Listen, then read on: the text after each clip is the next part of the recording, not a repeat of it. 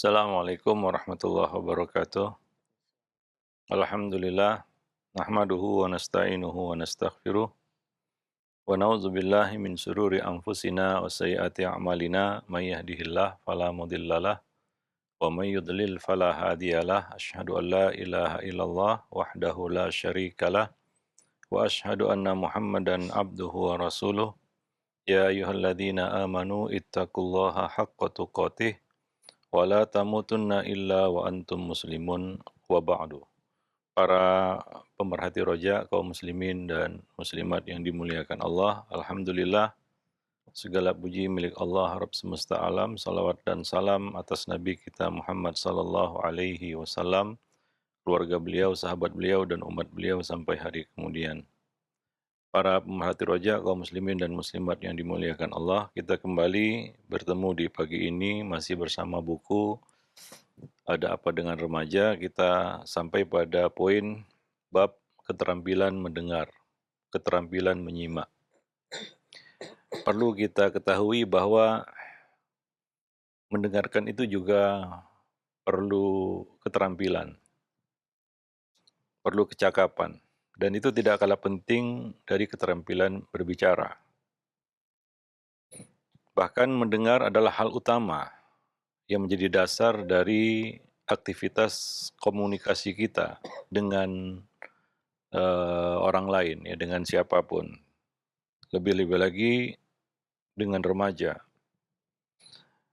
Allah Subhanahu wa taala menciptakan pada diri kita satu mulut dan dua telinga. Salah satu hikmahnya adalah agar manusia lebih banyak mendengar daripada bicara. Dan jika kita ingin menjadi pembicara yang baik, maka kita juga harus jadi pendengar yang baik pula. Dan kemampuan akal untuk berpikir ketika mendengar itu berkali-kali lipat lebih baik daripada ketika kita bicara. Biasanya kita bicara, kemampuan kita berpikir juga berkurang, ya. Lain halnya ketika kita menyimak. Saat itu akal kita memang bersiap untuk memahami, untuk menerima ilmu, ya, untuk menyerap ilmu, untuk bisa paham, ya, ketimbang saat kita berbicara. Oleh karena itu dahulu para salaf, mereka lebih suka mendengar daripada bicara, apalagi jika ada di sana orang yang lebih patut untuk bicara. Maka mereka lebih memilih untuk menyimak dan mendengar daripada berbicara. Di samping itu pula, berbicara risikonya lebih besar daripada mendengar. Ya, risiko bicara itu berkali-kali lipat lebih besar daripada kita menyimak atau mendengar. Ya, maka kita harus bisa menjadi orang yang bisa mendengarkan, menjadi pendengar yang positif. Ya, nah bahkan ini merupakan landasan bagi seseorang agar dia bisa ya berinteraksi dengan siapapun, berkomunikasi dengan siapapun. Ya kita juga harus mendengar, bukan hanya terus bicara. Kadang-kadang sebagian orang tua maunya bicara terus, nggak mau mendengar. Baginya anak itu harus mendengar, tidak boleh bicara. Bahkan diidentikan kalau anak bicara itu melawan, ya melawan orang tua. Ya, dan tentunya salah satu hikmah ya ataupun faidah kita orang tua perlu menyimak adalah agar kita tahu apakah gaya bicara komunikasi anak kita itu benar atau salah. Kita nggak tahu kalau dia diam terus, dia tidak bicara, kita tidak bisa memantau, tidak bisa menilai dan tidak bisa mengoreksi jika misalnya cara bicaranya salah atau gaya komunikasinya itu salah misalnya. Ya, nah demikian. Itu salah satu faedah. Ya ada kalanya kita sebagai orang tua perlu mendengar, ya. Nah demikian. Tapi ya kadang-kadang orang tua itu lebih mengedepankan ego, ya, nggak mau dia mendengar. Dia maunya bicara terus, dengar, dengar, dengar, begitulah. Dia yang mau bicara terus. Kadang-kadang bicaranya juga ngelantur, yang nggak faidah juga. Kadang-kadang bicaranya salah juga. Ya, itu menambah beban bagi dirinya sebenarnya dan menjadi satu beban juga bagi si anak kita ketika orang tua bicara salah begitu ya. Nah, demikian.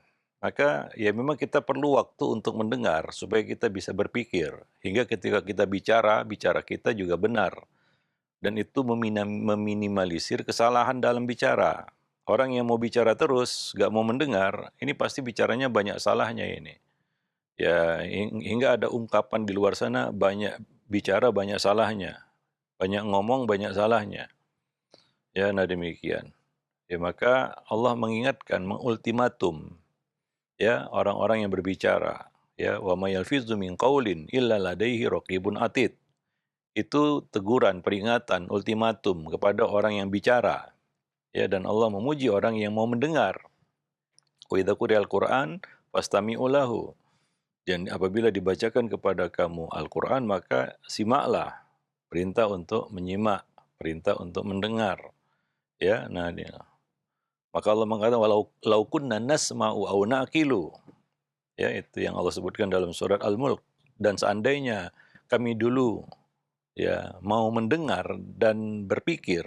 Di sini kaitan alurnya ya, mendengar dan berpikir.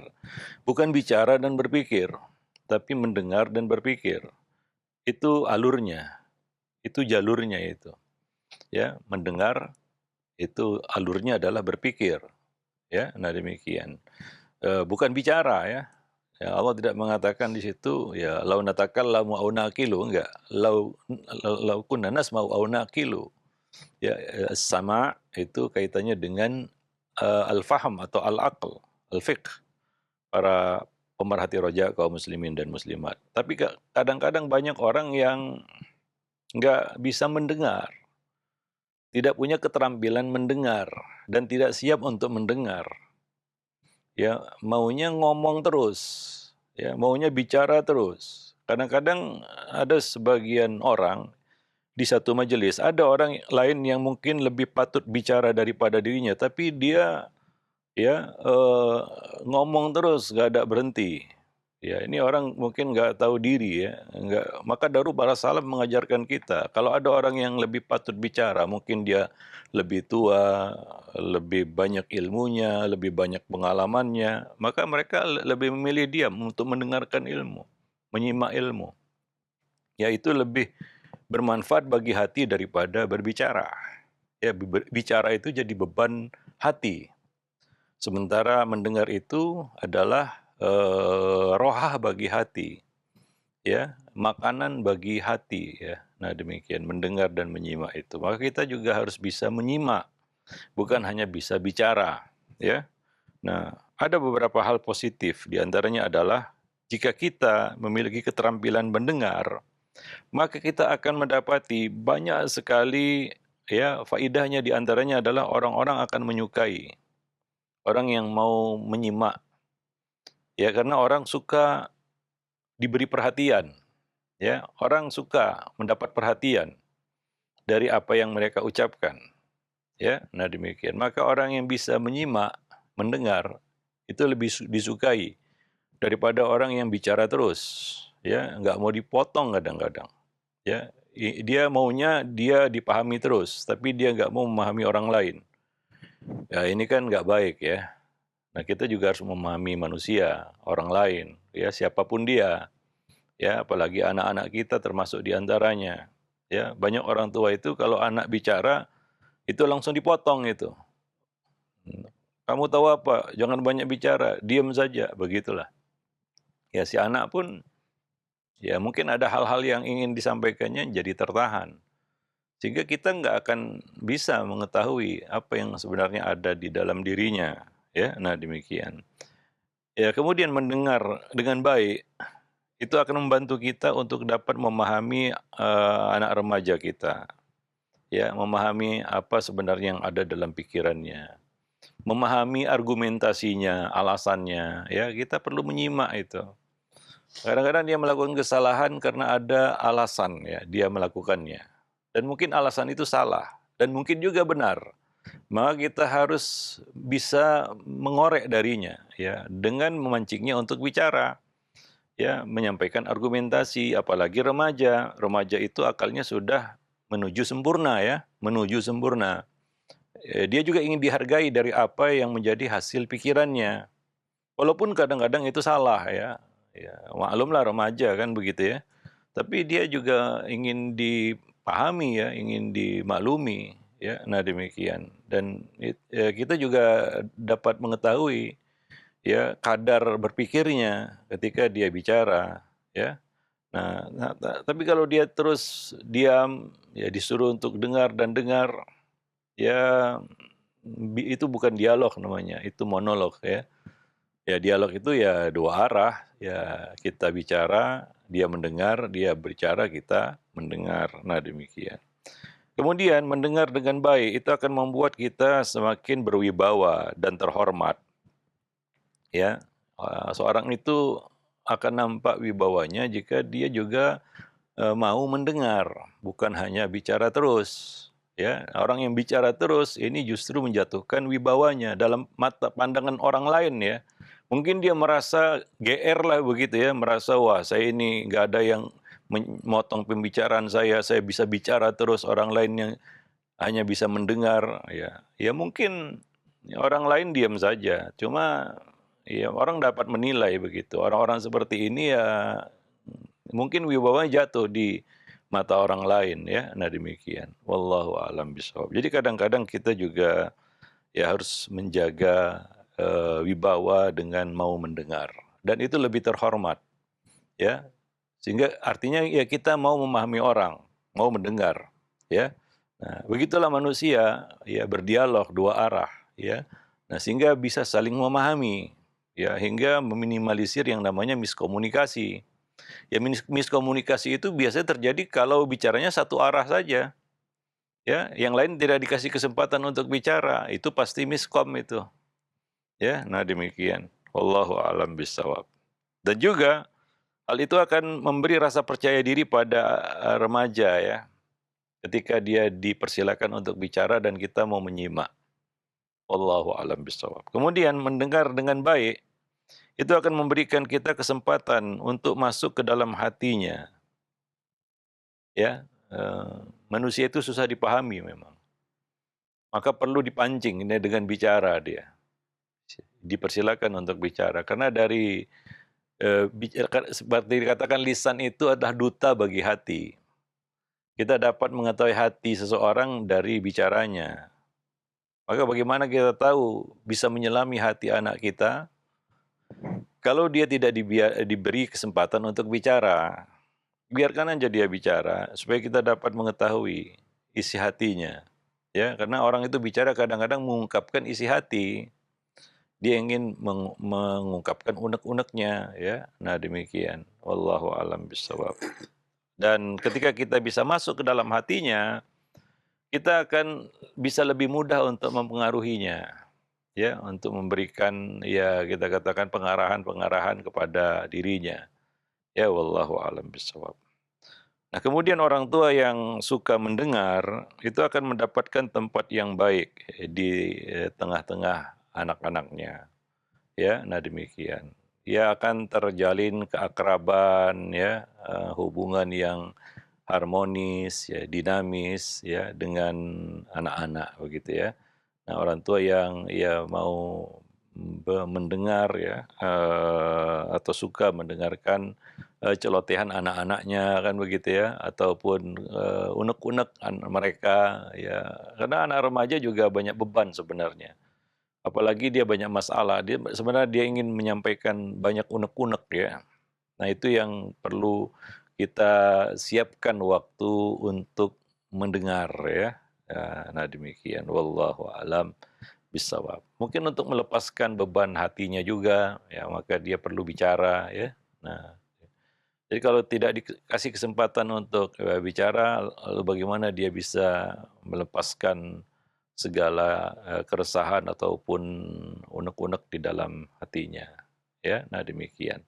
Maka intinya jadilah orang tua yang juga harus bisa mendengar, menyimak, bukan hanya mau bicara saja. Ya, dan buang anggapan kalau anak bicara itu durhaka. Yang nggak boleh itu mereka salah bicara, dan itu yang dilarang di dalam Al-Quran, wala tanharhuma. yaitu mengangkat suara lebih tinggi. Nah, ini harus dilatih anak-anak itu supaya berbicara yang sopan di hadapan orang tua. Ya, mungkin mereka belum tahu dan keliru ya, itu yang kita luruskan. Nah, demikian ya. Nah, bukan, anggapan ya, kalau anak itu bicara di depan orang tua ini melawan, enggak. Ya enggak selamanya ya, enggak apa, enggak, enggak ya kita katakan enggak, otomatis ya ataupun, enggak selamanya ya anak itu bicara itu artinya melawan, ya. Nah, itu kan tidak benar, ya. Nah, tidak bisa diartikan, seperti itu. Karena Nabi juga mau mendengar, ya, alasan argumentasi dari para remaja, walaupun mereka berbuat salah. Ya, kadang-kadang kita perlu tahu apa argumennya, seperti Usama bin Zaid menyampaikan argumentasi, ya, ketika ia membunuh seorang yang sudah mengucapkan la ilaha illallah dalam peperangan. Beliau menyampaikan alasannya, "Ya Rasulullah, dia sudah terdesak, dia banyak membunuh pasukan muslim, lalu dia terdesak, mungkin dia berpura-pura." Maka Nabi mengatakan, "Asyaqaita qalbahu, apakah kamu sudah membelah dadanya dan tahu apa isi hatinya?" Itu salah artinya, tapi Nabi begitulah, Nabi juga mau mendengar argumen dari Usama bin Zaid dan argumen itu salah, perbuatannya salah, argumennya juga salah dan itu yang diluruskan oleh Nabi. Ya, bahwa kamu belum membelah dadanya, kamu kan tidak membelah dadanya dan tahu apa isi hatinya. Nah, demikian ya. Jadi perlu itu ya, keterampilan mendengar itu. Itu seorang nabi ya. Heeh. Nabi tidak mengatakan, "Pokoknya kamu salah udah, kamu salah." Ya. "Jangan banyak bicara, kamu salah, tobat kamu." Enggak seperti itu kan. Ya, apa namanya, gaya komunikasi Nabi dengan Usama bin Zaid, walaupun apa yang dilakukan oleh Usama bin Zaid pada saat itu bukan kesalahan ringan, berat. Ya, tapi Nabi perlu menyampaikan, pelajaran kepadanya yang bermanfaat ya dan, Usama bin Zaid dapat manfaat ya dari pelajaran yang disampaikan Nabi pada saat itu. Nah, demikian ya. Nah, jadi ada hal-hal yang ya juga kita perlu ya, apa namanya ya, sebagai orang tua ya, menjaga attitude juga di depan anak-anak, kan begitu ya. Wallahu a'lam bishawab. Karena banyak orang tua yang, ya mohon maaf, ya bisa dikategorikan arogan ya, mengedepankan ego gitu ya. Mentang-mentang orang tua begitu, ya. Sehingga kalau bicara sama anak pokoknya pokoknya, ya. Nah demikian, ya itu yang salah sebenarnya ya. Ya wallahu a'lam bishawab. Taib.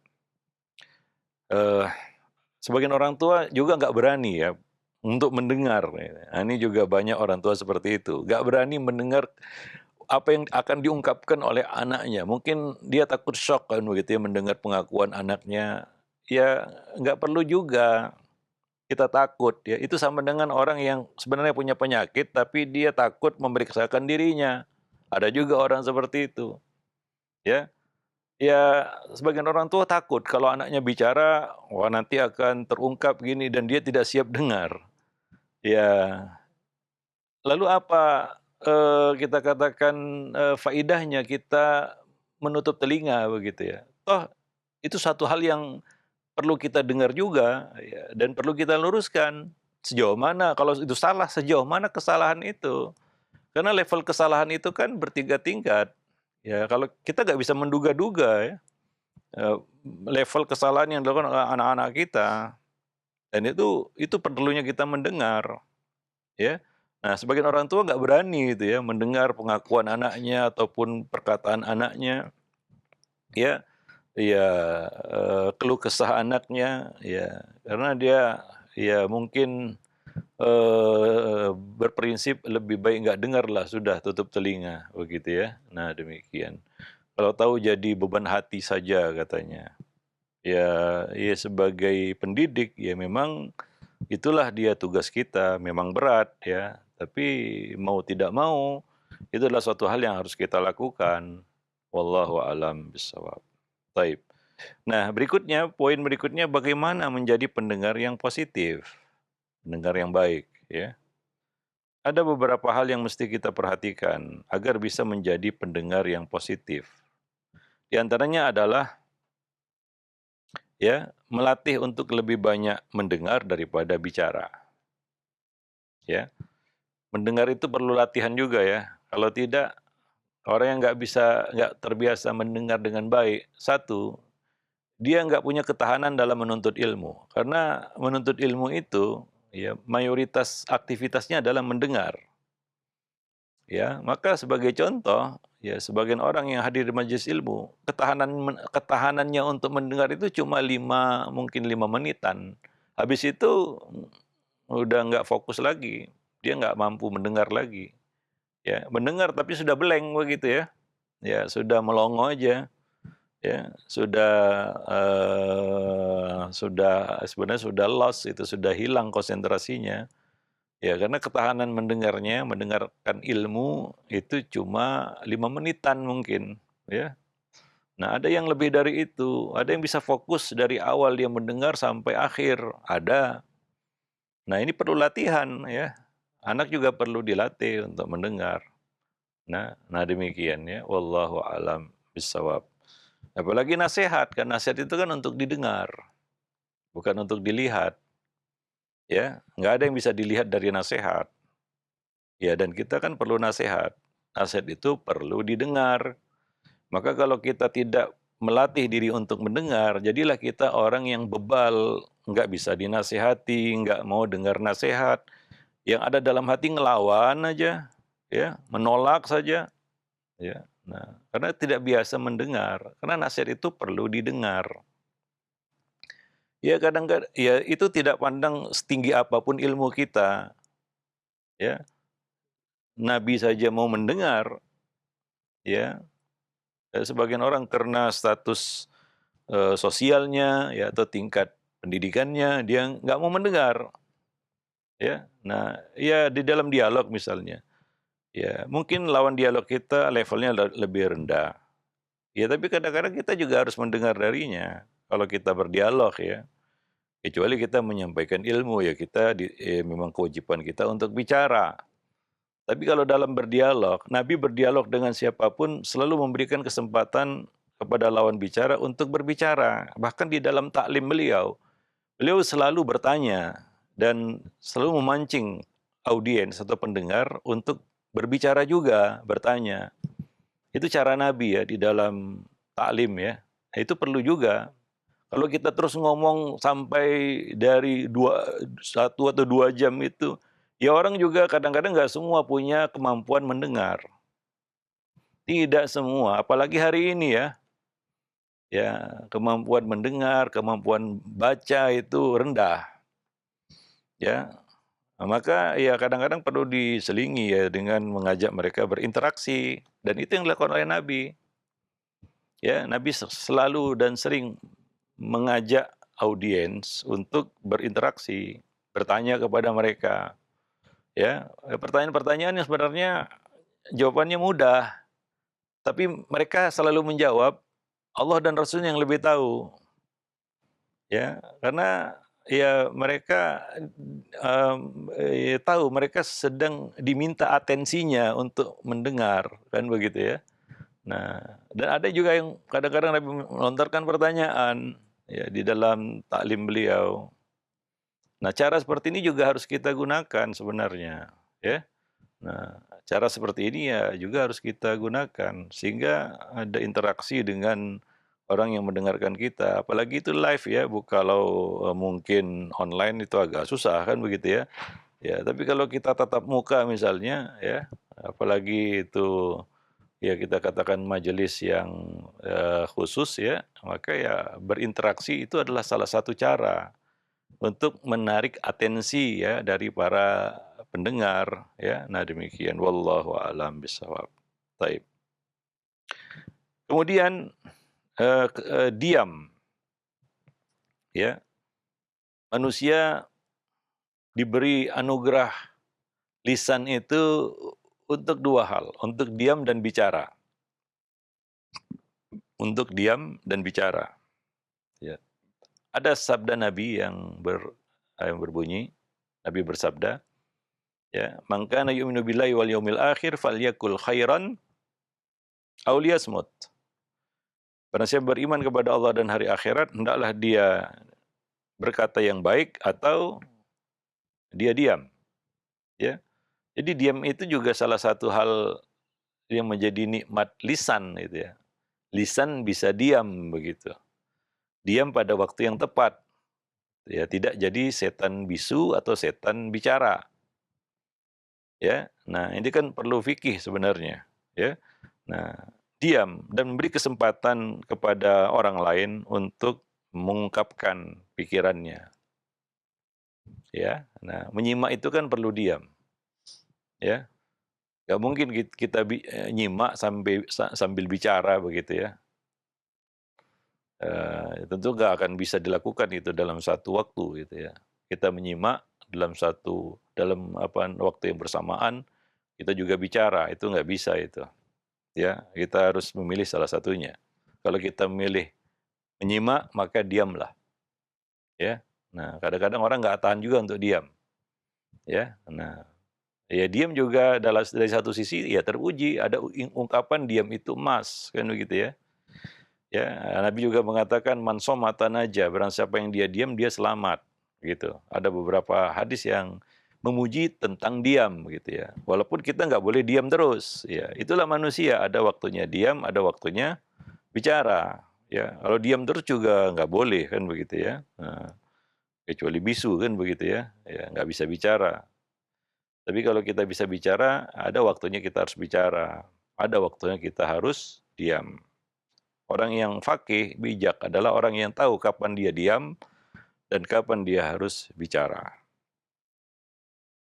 Kemudian memberikan perhatian, ya, memberikan perhatian. Menyimak saja kadang-kadang nggak cukup ya, artinya eh, ada beberapa jenis orang yang menyimak. Ada yang menyimak dengan perhatian. Ada yang menyimak tapi dia nggak sibuk untuk mendengarkan sebenarnya. Dia sibuk berpikir untuk mengcounter. Ya, ini salah. Sebagian orang mendengar, tapi dia sebenarnya tidak mendengar. Dia sedang berpikir, dia diam ya. Kayaknya menyimak, tapi sebenarnya dia sedang berpikir, apa yang akan saya katakan nih sama orang ini. Sementara kata-katanya tidak kita dengarkan, sehingga dia tidak paham apa yang dikatakan kepadanya. Apa yang terjadi? Disinilah kita akan miskomunikasi dengan orang itu, dan kita nggak nyambung gitu. Ya kadang-kadang kita pernah bicara kepada seseorang, ya. Dia kayaknya dia mendengar, tapi sebenarnya dia tidak mendengar. Buktinya apa? Ketika dia bicara, nggak nyambung itu dengan apa yang kita bicarakan. Ya, yang kita bicarakan kemana, dia bicara kemana begitu ya. Ya, kita bicara ke timur, dia bicaranya ke barat begitu. Artinya selama kita bicara, dia sebenarnya tidak dengar. Karena dia tidak memberi perhatian, atensi. Ya. Nah itu penting dalam keterampilan mendengar. Kita bukan hanya diam seolah-olah dengar, padahal nggak dengar.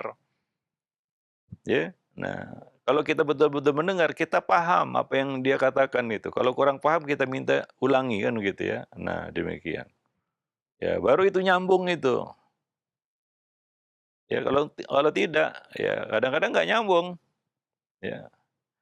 Sebenarnya dia tidak dengar, cuma dia mau jeda saja untuk bicara lagi begitu ya. Nah, ketika dia bicara nggak nyambung dengan apa yang dibicarakan orang. Wallahu a'lam bishawab. Banyak orang tua seperti itu. Ketika anaknya bicara, dia nggak dengar sebenarnya, walaupun dia diam.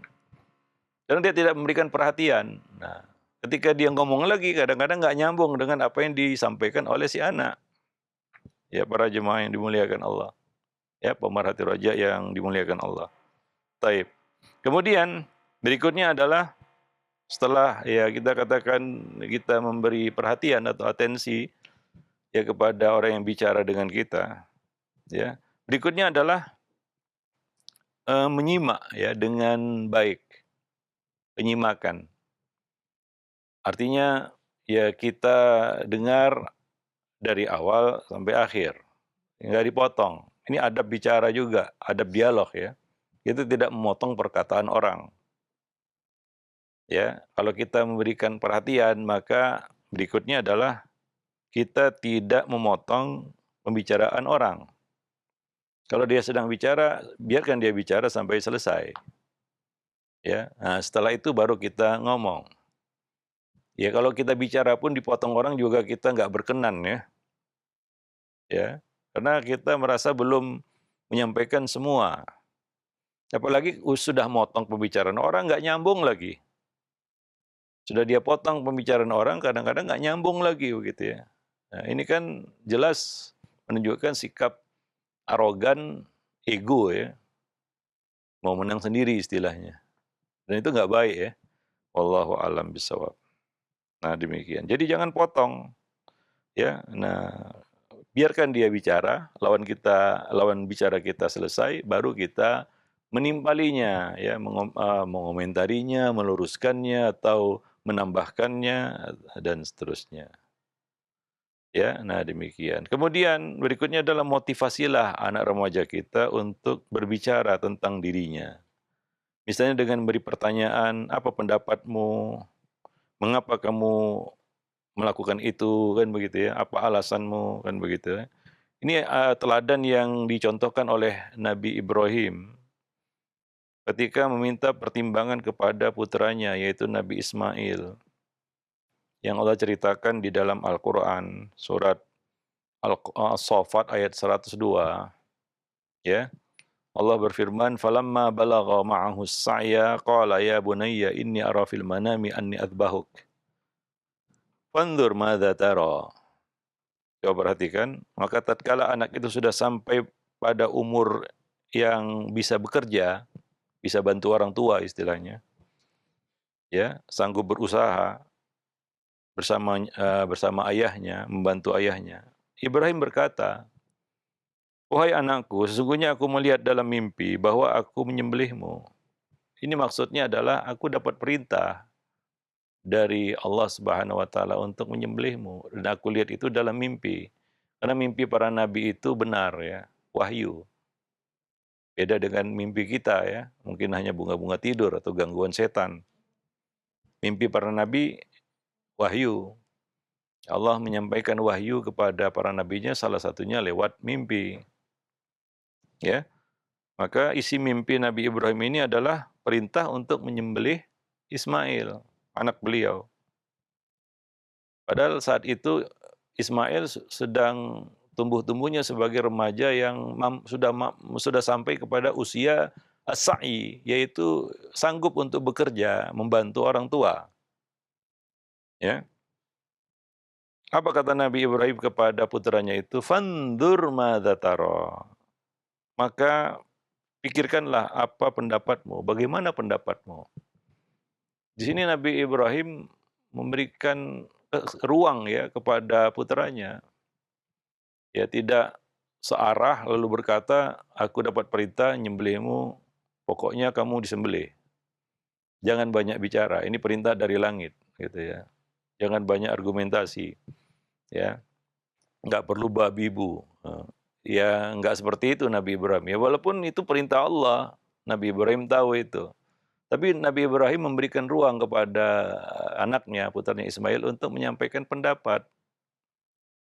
Ya, untuk menyampaikan pendapat. Bagaimana pendapatmu? Ya, ini menunjukkan ya kita katakan kerendahan hati ya. Ya manusia itu juga perlu dihormati dengan pendapatnya.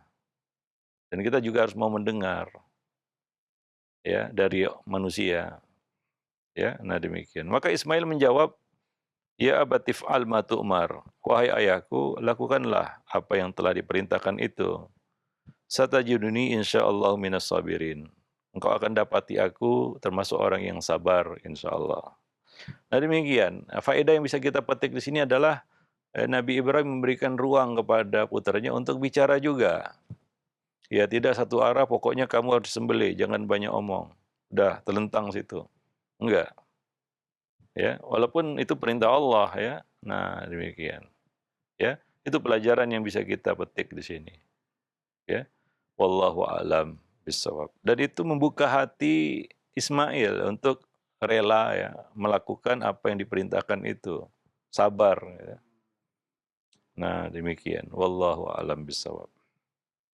Kemudian itu faedah yang bisa kita ambil dari firman Allah Subhanahu wa taala surat Shafat ayat 102. Maka sebagai orang tua kadang-kadang kita harus kasih ruang kepada anak itu untuk ya bicara juga, ya untuk curhat misalnya.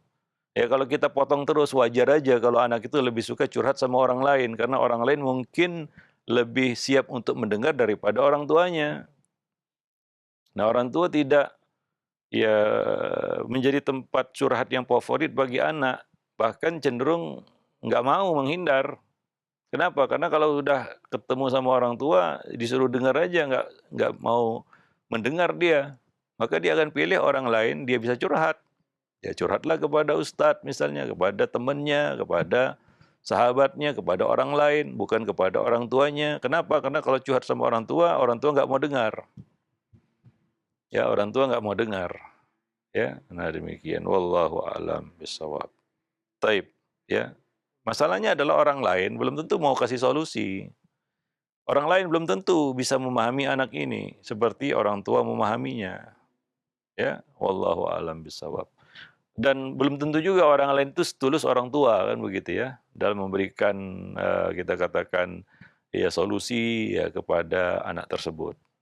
Ya rugi sekali ya misalnya ada anak yang ternyata lebih suka curhat sama orang lain daripada orang tuanya karena orang tuanya tidak punya keterampilan mendengar. Ya wallahu alam bissawab. Baik, itu saja mungkin materinya pada kesempatan pagi ini. Mudah-mudahan bermanfaat. Aku qauli hadza, astaghfirullah li wa lakum lisairil muslimin innahu huwal ghafurur rahim. Nah, baik, alhamdulillah, terima kasih banyak, syukran jazakallahu khair, barakallahu fiik, kepada Ustadz yang sudah memberikan materi di kesempatan pagi hari ini, dari pembahasan mengenai keterampilan mendengar. Tentunya ini keterampilan yang harus dimiliki, orang tua ya, dan kita berusaha untuk, menjadi pendengar yang baik dan juga mendidik kepada anak kita supaya menjadi pendengar yang baik pula. Baik, untuk selanjutnya kami ajukan beberapa pertanyaan yang sudah masuk di layanan pesan WhatsApp. Dan kami ajukan yang sesuai dengan pembahasan kita di kesempatan pagi hari ini. Yang pertama, Ustaz, ada pertanyaan. Assalamualaikum warahmatullahi wabarakatuh. Ya Ustaz, bagaimana cara kita mendengarkan dan menanggapi curhatan anak yang mengeluhkan sekolah di pondoknya? Pada kondisi di mana anak baru masuk di tahun pertama ini, ia selalu mengeluh dan bilang tidak betah. Kami sebagai orang tua, sering merasa bingung dan, bagaimana cara menanggapinya. Ada ketakutan dari orang tua, sebagai selaku orang tua, yaitu takut salah menanggapi jika anak sering bilang mau keluar pondok, anak juga sering mencari cara agar bisa pulang ke rumah orang tua dengan alasan sakit, Ustadz. Jazakumullah khairan, mohon nasihatnya. Ya, maka ketika kita mendengar, ya kita juga harus menanggapi, ya. Bukan hanya diam, tapi sebenarnya kita tidak memberikan perhatian. Ya tadi sudah kita bahas. Ada orang tua ya mendengar dia diam, ya udah selesai. Hmm, Ya, tidak. Kita memberikan tanggapan. Ya, mungkin kita perlu korek lebih dalam. Apa sebenarnya masalahnya? Ya, ya memancing dia untuk lebih terbuka. hmm, Ya, lebih apa namanya? Lebih terbuka untuk menyampaikan hal-hal yang mungkin tidak bisa dia sampaikan kepada orang lain. Sehingga kita menjadi orang yang bisa dia percaya begitu ya. Ya, dia yakin kita bisa memberikan solusinya.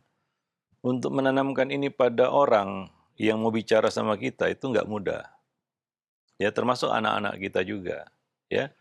Nah, jadi kita memberikan atensi di sini, tanggapan ya, atau mengoreknya lebih dalam lagi ya.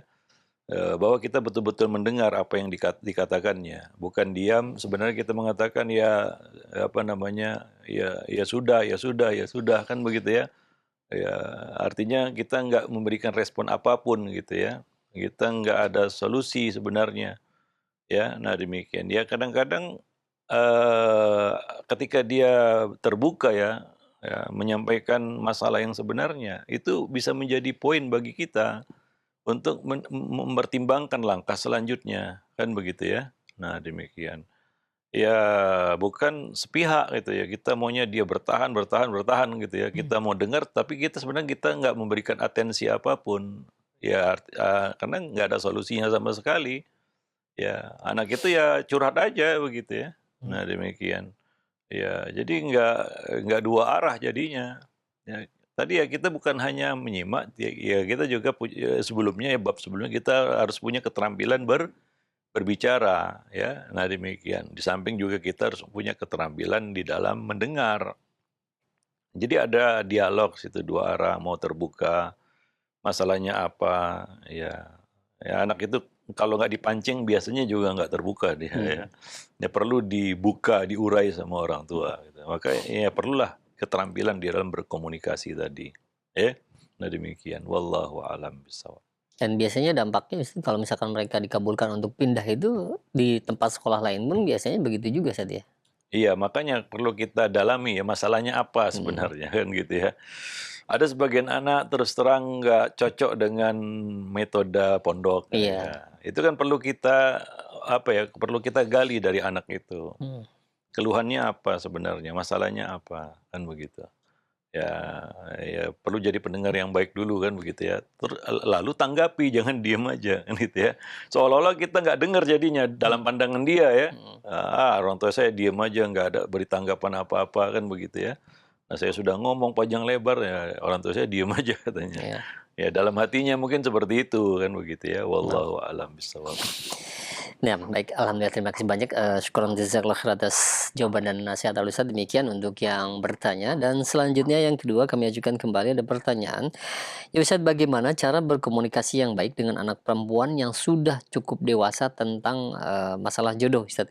Karena dia sepertinya acuh, saja ketika orang tuanya menanyakan ke arah itu Ustaz. Mohon jawaban dan Ya, nasihat. ini juga kadang-kadang ya banyak yang terjadi di lapangan adalah orang tua tiba-tiba bicara nikah. Hmm, tiba-tiba ini. Tiba-tiba bicara, "Ah, kamu sudah besar ya." Ya, ya nggak kepikir untuk nikah kan gitu ya. Kapan kamu punya apa namanya ya untuk berumah tangga kan gitu ya. Mmm, Dadakan, spontan seperti itu. Ya memang dia udah besar gitu ya. mhm, Ya cuma ya, seperti ini kan ya mungkin kita aja nggak siap jika ditodong dengan hal-hal yang spontan kan begitu ya. mmm, Nah artinya apa di sini? Ya perlu pembicaraan yang lebih dini begitu ya.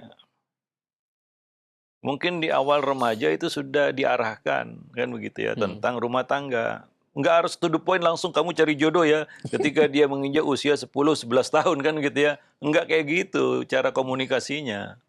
Tapi memang perlu dilandasi dia. Ya, artinya hal seperti ini itu perlu waktu juga. Bukan 1 2 bulan, kadang-kadang perlu waktu bertahun-tahun itu supaya ada dalam pikirannya, mindsetnya bahwa kita perlu berumah tangga mhm, gitu ya. Ya demikian, ya. Jadi kadang-kadang kita mau ujungnya saja, ketika sudah dia besar, baru kita todong dia dengan kata-kata, "Kamu kan sudah besar, kapan nikahnya?" Gitu ya, itu kan ya mau gimana ya, selama ini dia nggak dibuka, ya apa namanya, pikiran untuk ke situ. mhm. Nggak dilandasi sama sekali, tiba-tiba ditodong seperti itu, alasannya kamu sudah besar. Ya kan bingung itu anak kan gitu ya. Memangnya dia langsung bisa mikir gitu rumah tangga itu gimana gitu kan tidak, Mhm, ya. Nah ini masalah anak-anak remaja putri hari ini, ya. Dan itu berbahaya sebenarnya, perlu dirubah ya gaya pendekatan orang tua pada anak remaja-remaja putri. mhm, Artinya nggak bisa dadakan di sini. Ya harus diberi landasan, kan begitu ya. Pelan-pelan, ya mungkin, sesuai dengan tahapan umurnya ya. Mulai ketika dia sudah mulai beranjak remaja, itu sudah dilandasi, ya apa, pikiran untuk membangun suatu rumah oke, rumah tangga, mengenalkan lawan jenisnya, kan begitu ya. mhm, mhm, Kenapa ada pria dan wanita, kenapa wanita perlu pria, kan begitu ya. Itu kan perlu pemikiran ya, landasan pemikiran namanya. Nggak bisa dadakan tiba-tiba dia paham bahwasanya wanita perlu laki-laki kan gitu. Ya, kalaulah tertanam dalam benaknya selama ini ya kayaknya saya nggak perlu laki-laki gimana coba? Seperti yang banyak muncul hari ini di kalangan remaja-remaja putri, ya.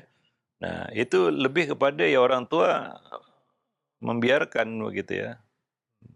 Maka kita ada nulis buku lain ya, judulnya Pendidikan Seksual untuk Anak dan remaja begitu ya. Artinya di sini termasuk di dalamnya adalah bagaimana remaja itu bisa mengenal lawan jenisnya dengan benar begitu ya. Sehingga ya terutama kita bicara sih remaja putri ya.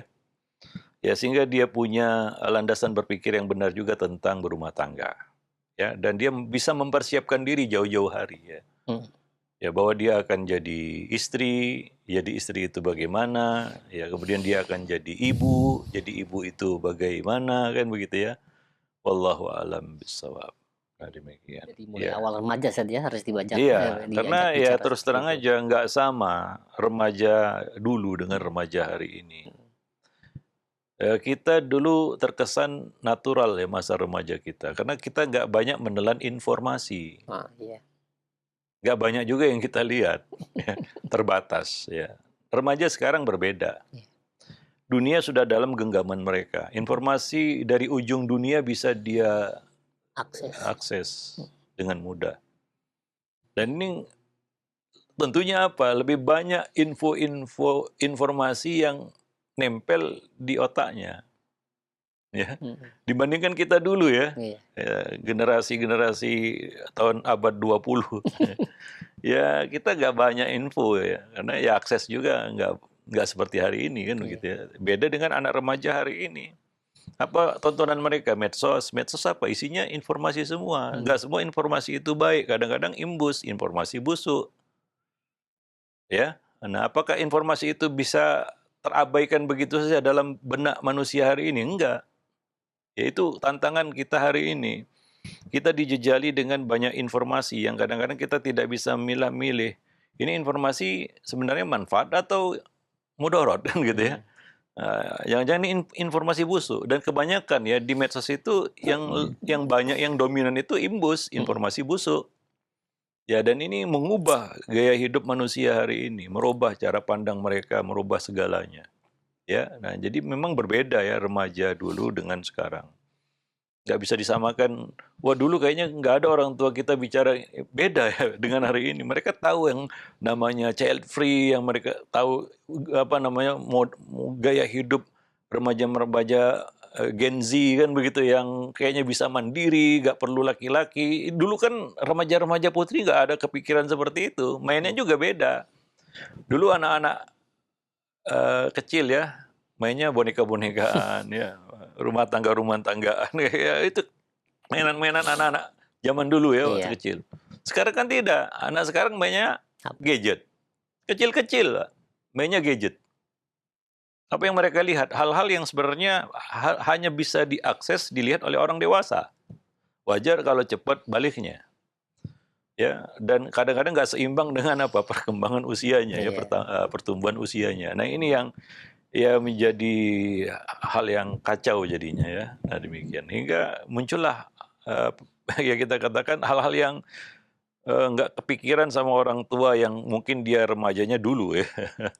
Kenapa anak remaja sekarang seperti ini ya? Kita juga harus tahu latar belakangnya ya. Nah demikian. Wallahu alam bisawab. Ya mungkin sampai di sini dulu pertemuan kita pada kesempatan pagi ini. Mudah-mudahan bermanfaat. Aku qauli hadza, astaghfirullah li wa lakum wa lisairil muslimin innahu huwal ghafurur rahim.